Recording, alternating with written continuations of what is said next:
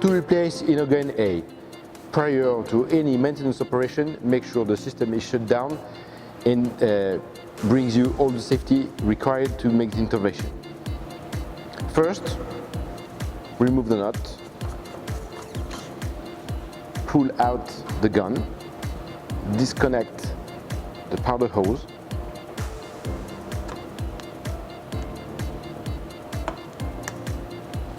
disconnect the electrode blowing hose, disconnect the low voltage cable.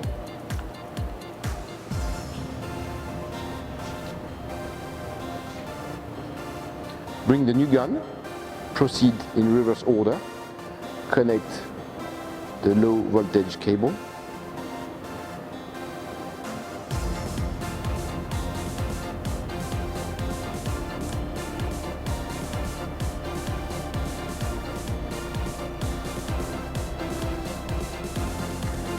connect the electrode blowing, powder hose,